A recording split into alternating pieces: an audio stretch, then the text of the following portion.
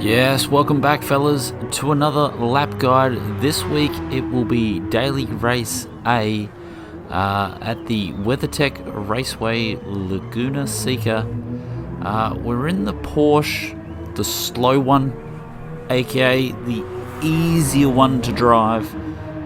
It is the 09 model, I can't remember, I think it's the 997 if I recall correctly. Doesn't have the outright pace of the Carrera RS, but it is worthy of a decent lap time. We were able to get a low 34. I do think you can get a 33 with this car if you really do want to grind that hard for it. I would suggest if you can knock out a 34, you probably want to swap over to the Carrera and give that a bit of a drive. But without further ado, let's jump on board and get this lap guide underway. So, flying over the start-finish line, down to turn 1, braking just before the number 4 board on the right-hand side. It's going to be a long threshold braking section on the sports soft tyres, not the world's most amount of grip. Then a really long trail braking section around to the second apex, jumping on the juice nice and early to get plenty of drive out of there. Flick it back to the left-hand side of the road. It's going to be a short punch on the brake with the trail braking section. Try not to take that curb. For whatever reason we did, I don't even remember touching it. That second corner is pretty much how you want to take the first one. We're going to be braking under the mother's walkway just before the 3 board. It's going to be threshold and turning in when the curb runs out. I found staying in third a bit better for the drive off this corner. Trying to get close to that sausage and running all the way to the curb on the outside. Hold third. Over the crest, it's going to be light braking to keep the nose down, turn down, just try and miss that sausage there as well.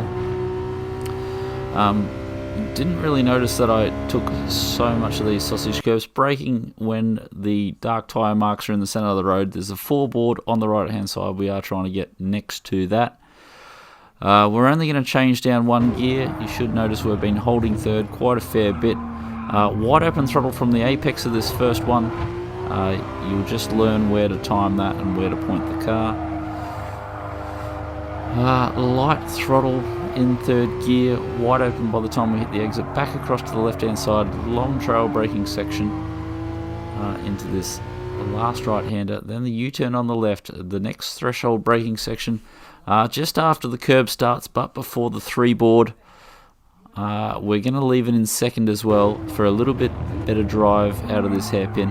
Try and get your left hand wheels on the curb on the inside, using all the green AstroTurf on the outside, and the fastest way to the line is straight ahead. We did think this wasn't going to be a good lap, so we did pull over just a touch.